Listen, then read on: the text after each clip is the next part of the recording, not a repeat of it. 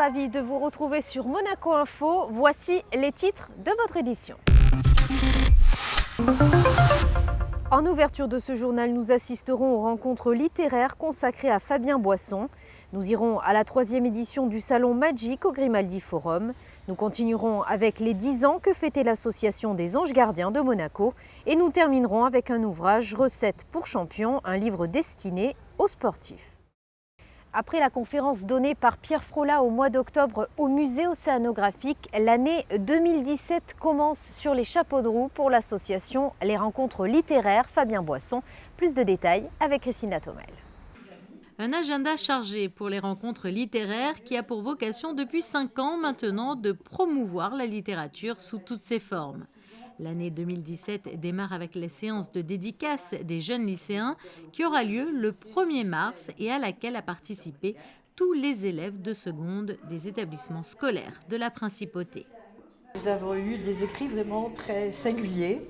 La plupart ont choisi le sport, mais pas simplement le sport sur la façon étymologique du terme, mais le ressenti avant ou après le sport, ou surtout dans le but de se dépasser soi-même.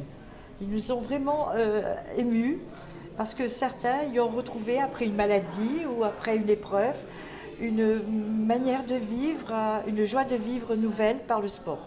Le 25 mars, Jean-Louis Debré donnera quant à lui à 18h30 une conférence au Salon Atlantique de l'Hôtel Méridien et le lendemain, soit le 26 mars, se tiendra le 6e Salon du Livre de Monaco qui regroupera plus de 70 auteurs. Nous sommes restés solides sur nos positions de base des auteurs monégasques, des auteurs français, des auteurs très connus, des auteurs un petit peu moins ou méconnus, des têtes d'affiche, des Italiens également. Nous avons voulu donner une espèce d'aura internationale et nous avons parmi disons ce qu'on appelle les locomotives, nous avons outre M. Jean-Louis Debré, nous avons M. Gonzague Saint-Brie, Andrea Ferréol, le petit-fils de Marcel Pagnol, c'est-à-dire Nicolas Pagnol. Et je dois le dire parce que nous avons failli avoir M. Antoine Héris, qui était le gagnant du Rotary Club, qui est un partenaire avec nous. Il avait écrit, et je vous conseille de le lire, « Vous n'aurez pas ma haine ». Et son épouse et le bébé qu'elle attendait étaient décédés dans l'acte terroriste du Bataclan. Et il ne s'est pas senti de venir et d'avoir même un contact avec la foule. Alors nous aurons prochainement sa conférence. Donc il sera un petit peu protégé sur la scène, il nous donnera une conférence. Une conférence qui devrait se tenir après l'été. Développer la littérature et les échanges culturels, telle est la mission des rencontres littéraires qui proposent cette année encore de nombreuses nouveautés, comme par exemple la foire du livre ancien, une conférence musicale ou encore une conférence photo. Vous les avez peut-être croisés le week-end dernier dans les rues de la Principauté. Les cosplayers étaient au rendez-vous pour la 3e édition du Salon Magic, un événement dédié à la pop culture sur lequel revient Émilie Rousseau. Il y a 3 ans, Cédric Biscay et son équipe de Shibuya Productions se lançaient un pari fou, celui d'importer la pop culture en Principauté. Pari réussi pour la firme monégasque qui parvient aujourd'hui à attirer plus de 3000 visiteurs avec son salon Magic. La 3e édition vient de se tenir au Grimaldi Forum et a une nouvelle fois accueilli les plus grands noms dans le domaine. Moi je suis assez impressionné en fait parce qu'à la base quand Cédric nous a dit qu'il voulait vraiment faire ça à Monaco, qu'il y tenait vraiment etc. On s'est dit de prime abord que c'était peut-être pas forcément une bonne idée en fait. Mais c'est des préjugés qui sont pas bons et il nous a démontré totalement l'inverse parce que le public répond présent de plus en plus. C'est toujours, enfin de plus en plus non puisque c'est toujours complet en fait. Mais on voit l'évolution avec la première année, on voit des familles qui viennent, des gens d'un certain âge, des jeunes. Des gens plus vieux, etc. Moi, je trouve ça super. Et c'est le regard que je porte dessus, c'est que en fait, la pop culture, ça concerne tout le monde, ça concerne toutes les générations, que ce soit le manga, le comics, les séries télé, etc. C'est des sujets passionnants et avoir des intervenants de cette qualité, c'est extrêmement rare. Donc forcément, tout le monde répond présent. Le secret, c'est d'entretenir les relations. En fait, c'est des gens que je connais par divers biais. Et des fois, je ne les connais pas, mais je leur dis, voilà, on fait cet événement, regardez ce qu'on a réalisé par le passé, et ils viennent. Donc c'est vrai que c'est toujours étonnant, j'ai pas grand-chose à dire là-dessus, parce qu'ils viennent de bon cœur. Et c'est vrai que c'est des gens qui ne se déplacent pas. Là, par exemple, effectivement, Tetsuya Nomura de Final Fantasy ne fait jamais aucune apparition publique. Et c'est la première fois, me disait son staff, qu'il annonce qu'il va quelque part et qu'il y va vraiment. Donc vous voyez, on a réussi un exploit. Mike Mignola, il est très très rare en événement. Bah, on a beaucoup de chance, je vais dire, je ne sais pas quoi dire d'autre, hein. L'humilité sans doute, je ne sais pas, mais en tout cas, ils viennent et on est vraiment ravis.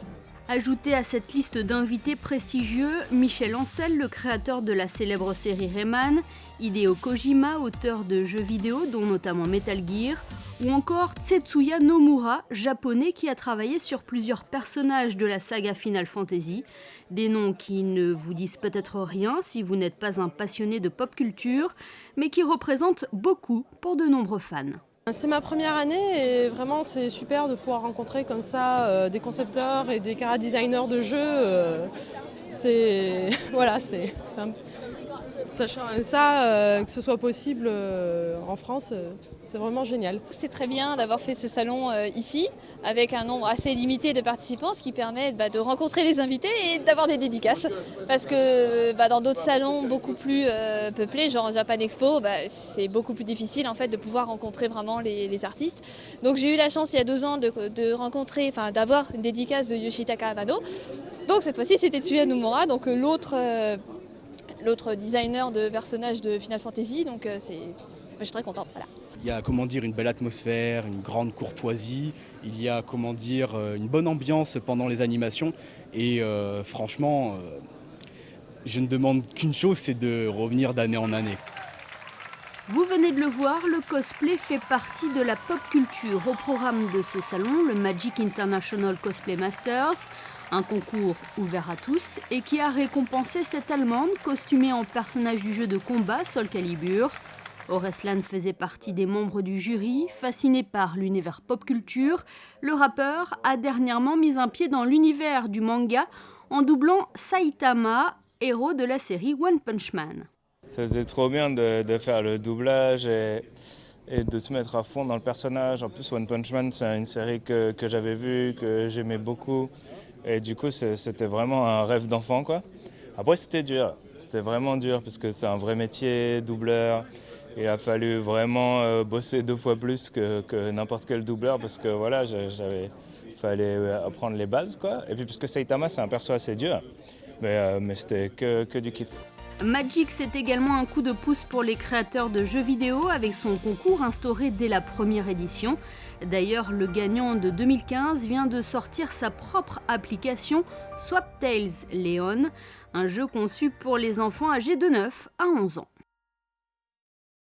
Et en bref, dans le reste de votre actualité monégasque, les 11e rencontres artistiques Monaco-Japon se dérouleront les 24, 25 et 26 février prochains à l'Auditorium Régnier 3. Comme chaque année, l'événement permet d'établir un rapprochement artistique entre les 2 pays. Et du domaine artistique, passons à l'associatif avec les Anges Gardiens de Monaco qui fêtaient leurs 10 ans à l'occasion d'un gala. L'objectif étant de lever des fonds afin que l'association puisse continuer d'aider les plus démunis. Dominique Poulain vous en dit plus. La salle Empire de l'Hôtel de Paris accueille ce soir-là le gala des Anges Gardiens de Monaco qui fête ses 10 ans. Bruna Molcasio, la présidente de l'association qui contribue à la lutte contre la pauvreté, reçoit ses invités. Ils sont plus de 200. Parmi eux, des élus, des partenaires, les bénévoles de l'association, Umberto Tozzi ou encore le mannequin Victoria Silvstedt, co-animatrice de l'émission La Roue de la Fortune et ambassadrice des Anges Gardiens de Monaco. C'est une belle étape, oui. On est arrivé à 10 ans de solidarité, 10 ans d'amour, 10 ans de donner tout ce que nous avons dans notre cœur à toutes ces personnes qui vivent dans la solitude, dans la pauvreté. Et grâce aux bénévoles, ce soir, la soirée commence. La soirée est présentée et animée par Vlad Scala. Les premiers à entrer en scène sont les ténors napolitains de l'Opéra de Monaco.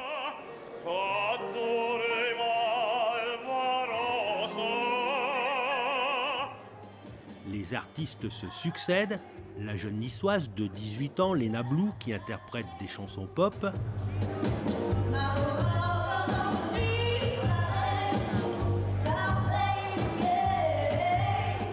Ou encore la pépite italienne à la voix puissante, Iliena, qui a participé la saison dernière à The Voice Kids.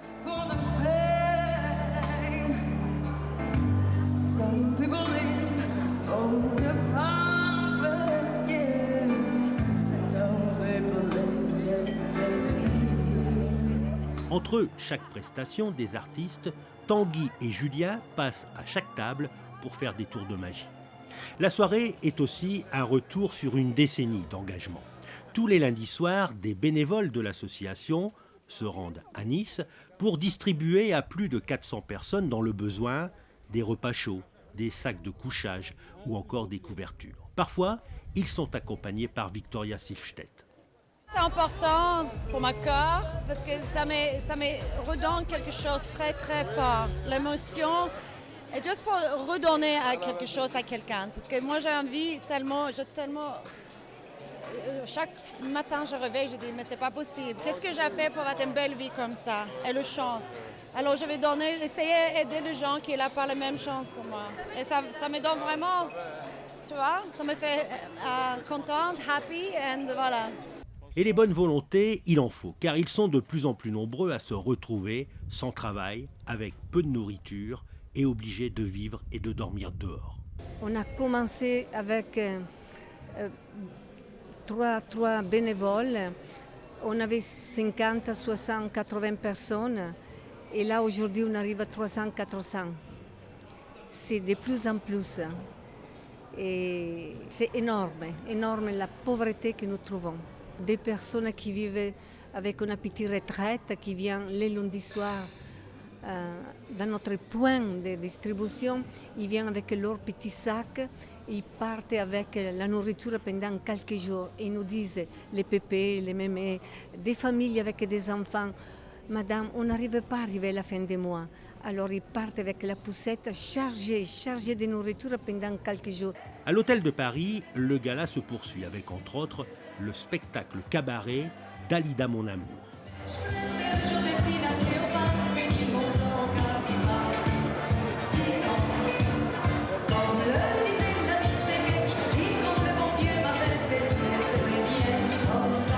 Mais cette soirée est aussi caritative.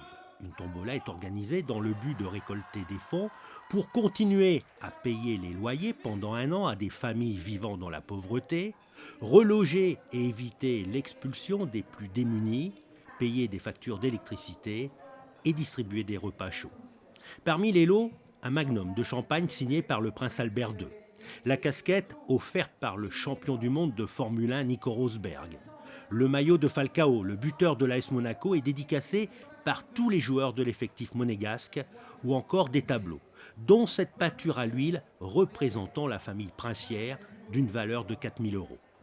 La soirée s'achève avec le concert d'Umberto Tozzi, qui interprète ses plus grands succès, dont Ti amo.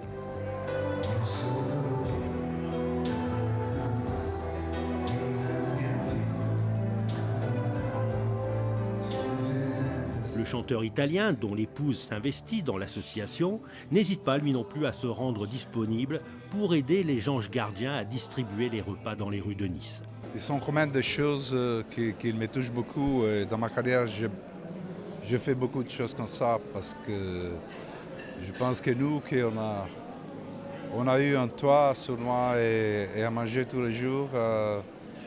Et on est dans la vie, on est privilégié, il faut faire quelque chose pour les autres qui n'ont pas eu cette chance. Et ça, c'est quelque chose qui dans ton cœur, ça fait du bien.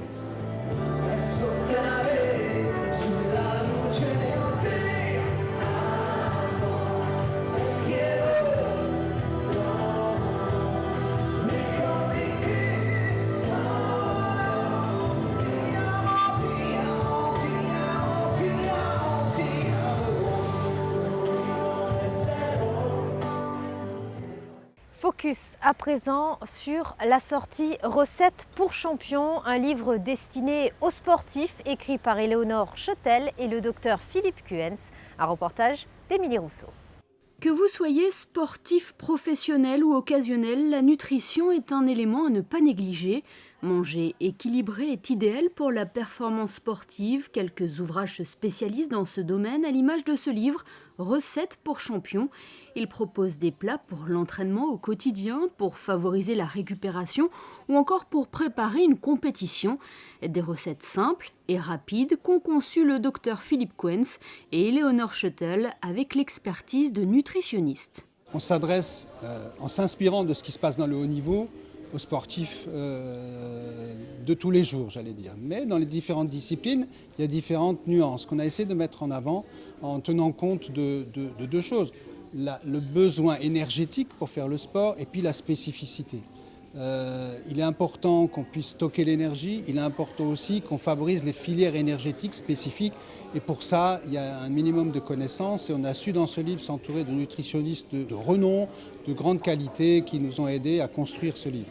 Lasagne de légumes au bœuf, chili con carne, poulet braisé et purée de patates douces avec certaines recettes sans gluten et des propositions variées, ce livre présente une 50aine de plats à cuisiner, tous classés par groupe d'aliments. C'est des recettes pour le quotidien, effectivement plein de viande, mais des viandes maigres de préférence, des poissons, des encas, quelques desserts et aussi beaucoup de choses pour le petit déjeuner, puis aussi des smoothies. Et l'important c'est que chaque recette est classifiée, c'est-à-dire c'est soit une recette qui va bien pour après la compétition ou avant la compétition ou pour le jour de compétition parce que les sportifs ne mangent pas de la même manière selon. Ou alors si vous êtes en prise de masse musculaire ou même si vous avez besoin de perdre du poids, les recettes sont classifiées avec des petites icônes et comme ça on les reconnaît facilement. Et pour toucher le plus grand nombre de sportifs, Recettes pour champions est disponible en 3 langues, en français, en anglais et en allemand.